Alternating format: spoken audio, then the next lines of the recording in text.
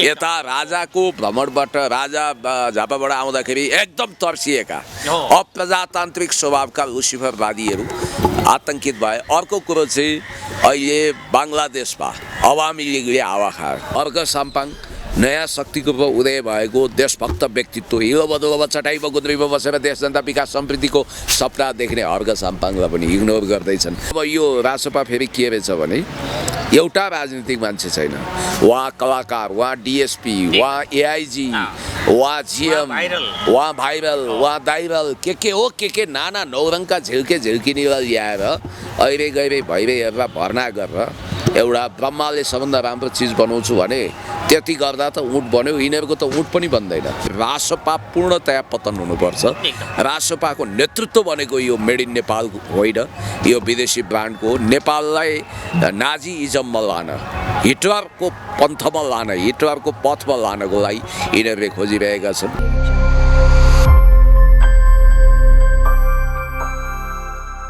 धर्म परम्परा गाई काटेर खान पाउनुपर्छ भन्ने घातक अभिव्यक्ति दिने, देशको सार्वभौम सत्तालाई नै लिलाम गर्ने, सिक्किमीकरण गर्ने, विवेक बन्धक राख्ने अहिले गइरे भइरे राजनीतिक केटाकेटीहरू है संसदमा पुर्याइँदैछ, मन्त्रीमण्डलमा पुर्याइँदैछ। एउटा काम न काजको अलग आलो काचो मान्छेलाई प्रधानमन्त्री बनाएर नयाँ भ्लादिमिर जेलेन्स्कीलाई जन्म दिँदैछ र देशलाई युक्रेन वा युगोस्लाभिया बनाइँदैछ, सिक्किमीकरण गरिँदैछ।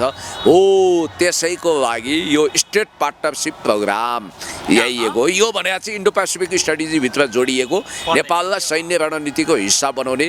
मान्नुहोस् न, North Atlantic treaty organization NATO जस्तै खतरनाक हो र त्यो गर्न डराएका दलहरू बाट यिनीहरूको काम नहुने हो। त्यसकारण नेपाललाई कम्प्लिटली वेस्टर्नहरूको कब्जामा लान, अमेरिकन कब्जामा लान, नेपाललाई प्रतिबद्ध मोमेन्टको हिस्सा बनाउन उनीहरू लालाइछन्। अब मोदीले तपाईँले देखिहाल्नुभयो साङ्घाई कोअपरेसन अर्गनाइजेसनको ग्लोबल समिटमा गएर के अरे वान चाइना पोलिसीलाई आफ्नो नीतिको रूपमा अख्तियार गरे। असंलग्न परराष्ट्र नीति र पञ्चशीलता हाम्रो नीति हो भने र तिब्बतको सवालमा वास्तवमा हामी एकदम दृढ छौँ। वान चाइना पोलिसी नै हो, एक चीन नीति हो भने र ताइवानको बारेमा रसियन राष्ट्रपति भ्लादिमिर पुटिन र खुद चाइनिज राष्ट्रपति सी जिनपिङको इसारापछि मोदी पनि अब ट्यारिफले गर्दा उनी हतप्रभ छन्, अमेरिकासँग डराएका छन्। त्यसकारण अब यही शिविरमा घुसेका छन् र भू राजनीतिक चेपुवामा परेका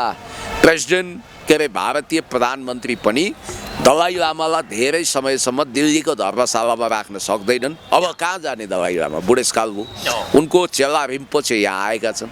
हो दलाई लामाको हेडक्वार्टर पनि यहीँ सार्ने, एमसिसी पूर्णतया कार्यान्वयनमा लान नि यो इन्डो पेसिफिक कमान्डको कमान्डर नेपाल आएको हो।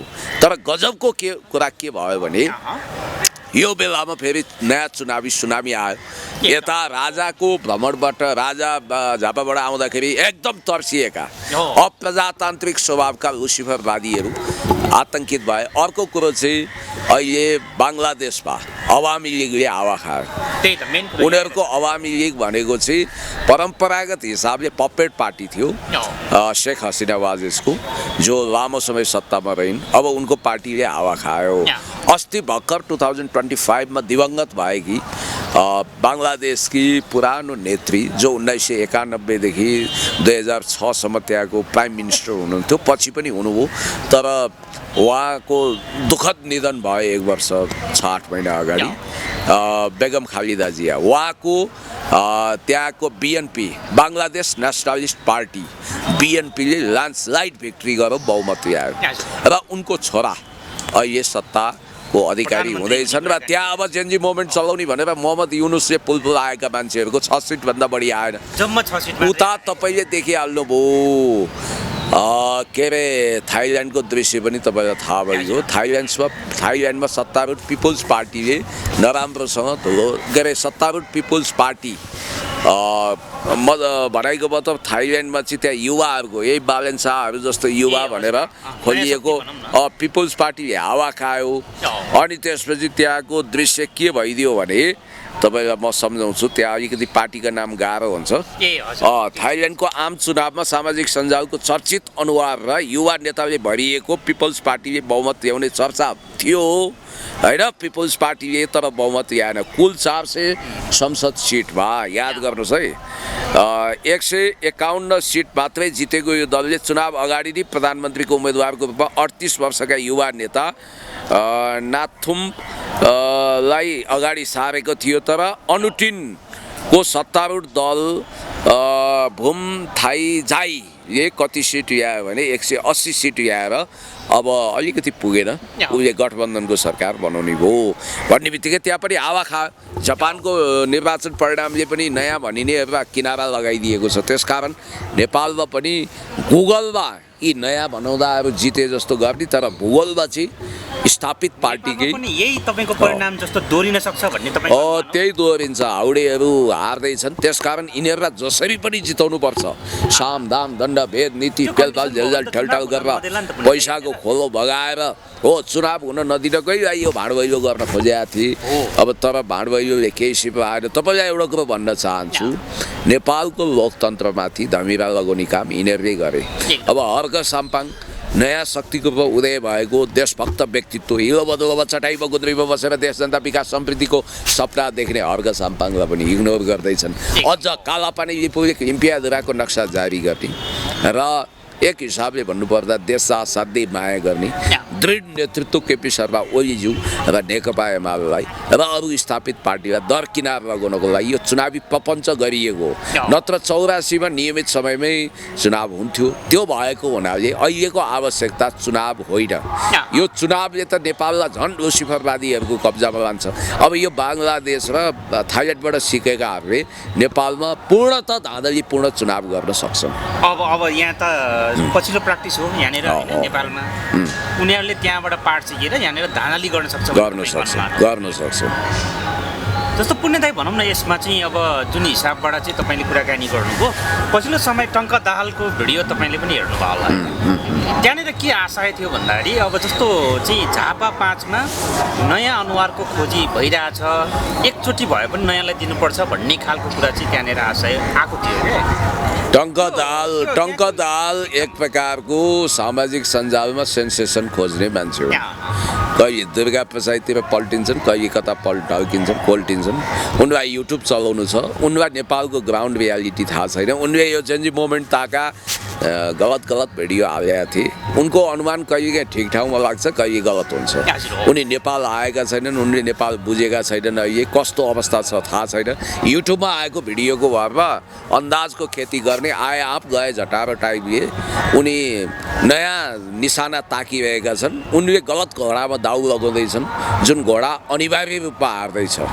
याद गर्नु होला अरू नै डार्क हर्सहरू जित्दैछन् टङ्क दाहालको अनुमानलाई नै यो सत्य हो भनेर सोच्नु भने चाहिँ यो तपाईँको गलत कुरा हो यसले केही परिणाम दिनेवाला छैन त्यसकारण टङ्क दाहाल आउटडेटेड भयो त्यसलाई भनेपछि तपाईँको जस्तो भनौँ न उहाँले संवाद गर्नुभएको छ आफ्नो काकासँग राजनीतिक गुरु पनि भन्नुभएको छ ए बाबा एउटा काकासँग संवाद गरेर लाखौँ मतदाताको भाग्य र भविष्य अथवा उनीहरूको मतदानमा उनले सुनिश्चित गर्न सक्छन् को काका ल्याए कुन काने खुसी भएको थियो के भएको थियो त्यसले केही म्याटर गर्दैन मैले भन्न खोजेको कुरा के हो भने देशको ग्राउन्ड रियालिटी एउटा छ थोपरिएको चुनावको अवस्था अर्को छ सुशीला कार्कीले चाँडोभन्दा चाँडो राजीनामा दिनुपर्छ उनले देशलाई तबाह गरेकी छिन् उनको कारणले यो वास्तवमा राष्ट्रपाको सरकार हो हेर्नु अपराधमा मुछिएका भ्रष्टाचारमा मुछिएका हिंसामा मुछिएका सिंहदरबार जलाउन हिँडेका संसद भवन जलाउन हिँडेका व्यक्तिका नागरिकका सम्पत्ति तबाह गर्ने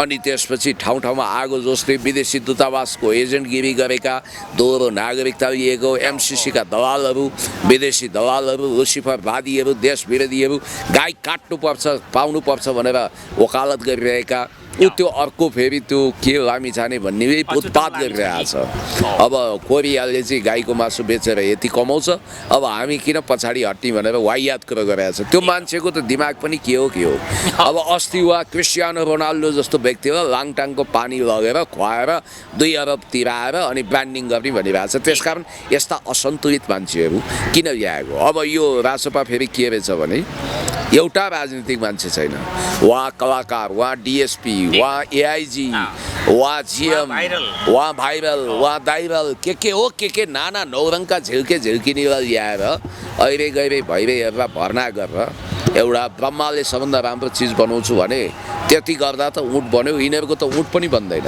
त्यो भएको हुनाले यस्ता अतिवादी तत्त्वहरू, यस्ता देश विरोधी तत्त्वहरू, देश जनता विकास समृद्धिको विरुद्ध लागेका तत्त्वहरूलाई जनताले चुनाव भयो भने चोटै चोट दिनुपर्छ, भोट होइन। प्रणय शमशेर राणाले तपाईँले यतिखेर राजीनामा दिइसकेको छ, के लाग्छ हजुर? होइन, प्रणय शमशेर जङ्गबहादुर राणाको विद्रोह सही छ, उचित छ र प्रणय शमशेर जङ्गबहादुर राणाको जुन ढङ्गको विद्रोह छ त्यसले एउटा म्यासेज दिएको छ।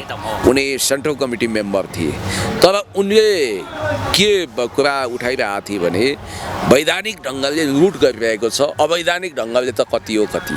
उनीसँगै प्राइमरी इलेक्सनको नाउँमा 25,000 रुपियाँ उठाएर छ। अब समानुपातिको 50,000 पर हेड प्रति व्यक्तिबाट, अनि त्यसपछि प्रत्यक्षमा 25,000 गरेर यिनीहरूले करोडौँ रुपियाँको उठ्तीपूर्ति गरे। यो पार्टीको जगै भ्रष्टाचारी हो।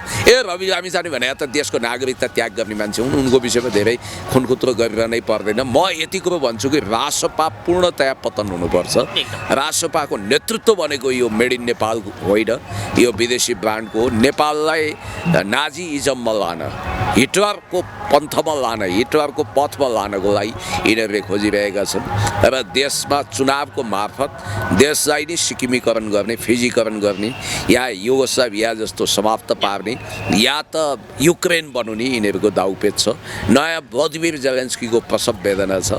एसपिपी पास गराउन त कस्ता मान्छे चाहियो भने अलिक अनपढ टाइपका, विवेक नभएका, विवेक भए पनि बन्धक राख्न चाहने स्वाटहरू, वज्र स्वाटहरू, केही थाहा नपाउने, नेतृत्वले जे भन्यो त्यसमा ल्याप्चे लगाउने टाइपका चाहियो हो। त्यस्तै मान्छेलाई संसदमा पुर्याउन दलालहरू, विदेशी एजेन्टहरू अनि कमिसन एजेन्टहरू भयो भने त सजिलो हुन्छ। त्यो भएको हुनाले अहिले चुनावको नाटक मञ्चन हुँदैछ। केपी शर्मा ओलीज्यूले यही बुझेर यो चुनावको औचित्यता छैन भन्नुभयो।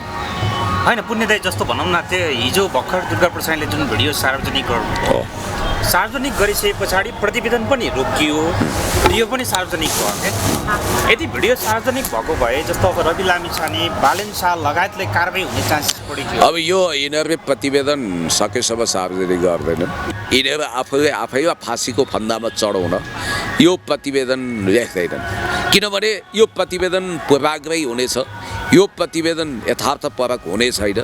किनभने जेनजीहरूको पहिल्यै समर्थन लिइसकेका सुशीला कार्कीको विश्वासपात्र अर्का कार्की महोदय, पूर्व न्यायाधीश गौरीबहादुर कार्कीको नेतृत्वमा गठन भएको यो आयोगमा विज्ञानराज शर्मा जस्तो फेयर व्यक्ति त हुनुहुन्छ, तर उनीहरूले गौरीबहादुरकै कुरा पेलेर प्रतिवेदन लेख्छन् र त्यो कल्पित प्रतिवेदनको कुनै अर्थ हुने छैन। अब अहिले कस्तो स्थिति भयो भने जेनजी मुभमेन्ट भड्काउने, जेल तोड्न उत्प्रेरित गर्ने रवि लामिछाने, हेर्नुहोस् है, अधिकांश जलाउने ठाउँमा रासपाकै क्याडर पुगेका छन् होइन। सबै ठाउँमा प्राय टिकट पाएका मान्छे सिंहदरबार जलाउने, व्यक्तिको घर जलाउने, सर्वोच्च अदालत जलाउने, त्यस्ता व्यक्ति रहेछन्। त्यसकारण बालेन शाहले सिंहदरबार जलाउने स्क्रिप्ट लेखेकै हुन्। अनि जेनजी मुभमेन्ट भड्काउन पेट्रोलमा, आगोमा पेट्रोल थपेकै हुन्। त्यसकारण शिकारी खुदिया शिकार हो गए। यिनीहरू आफै ठहरै पर्ने हुनाले यिनीहरू र अर्को कुरो के भने दललाई जति गाली गरे पनि दल यो मामिलामा फस्दैन, किनभने कानुनी रूपमा नेकपा एमाले वा काङ्ग्रेस वा तत्कालीन सरकार फस्दैन। आदेश भने त चेन अफ कमान्डबाट आउँछ, त्यहाँ प्रधानमन्त्रीबाट आएको छैन। त्यसकारण उनीहरू आफूले खड्नेको खाडलमा आफै पर्ने, शिकारी खुदिया शिकार हो गएको अवस्थामा पुगेको हुनाले प्रशासनको तपाईँको चाहिँ तत्कालीन त्यहाँको वातावरण हेरेर त्यो अनुसार चाहिँ उहाँहरूलाई प्रतिकार गर्नको लागि अथोरिटी दिएको हुन्छ भन्ने खालको कुरा भइरहेको छ। हो, त्यो भएको हुनाले कानुनी रूपमा कतै बाधा नहुनाले यही रासपाको फस्ने, राप्रपाका केही मान्छे फस्ने, अलिकति माओवादीको मान्छे बरु फस्छन्, तर एमाले काङ्ग्रेसलाई खासै समस्या नहुने हुनाले यो प्रतिवेदन उनीहरूकै लागि झारा टार्ने विषय हो। यो आए पनि उही 46 सालपछि मल्लिका आयोग बने जस्तै, जसको प्रतिवेदनलाई डस्टबिनमा राखियो, अथवा 62-63 आन्दोलनपछि रायमाझी आयोग बने जस्तै कार्यान्वयनमा आएको छैन के पुण्यदायी अहिलेसम्म हैन। हो, कार्यान्वयनमा आएपछि उनीहरू नै फस्टी भयो नि त, त्यही भएर यस्तो भयो। ल। यो चाहिँ तपाईँको अहिले भनौँ न प्रतिवेदनको रूपमा राख्ने भोलि पर्सि आफूलाई पाइक पर्ने बेलामा साँचोको रूपमा प्रयोग गर्न नि सक्ने कुराहरू आएको यसमा। अब यसको तुक छैन नि त, यसले कानुनी प्रमाण दिन सक्दैन। त्यो कारणले हिजो अब आयोग गठन गरिहाले के नहोला भनेर अहिले त्यो आयोग चाहिँ आफैको लागि फाँसीको फन्दा बनिएको। त्यही भएको हो उसो भए धेरै जस्तो चाहिँ कुराहरू अब तपाईँको पहिला गठन गर्ने अनि पछि आफूलाई अप्ठ्यारो हुँदै गएपछि त्यसलाई साइड लाग्दै जाने एक्ज्याक्टली, अफ कोर्स त्यही हो।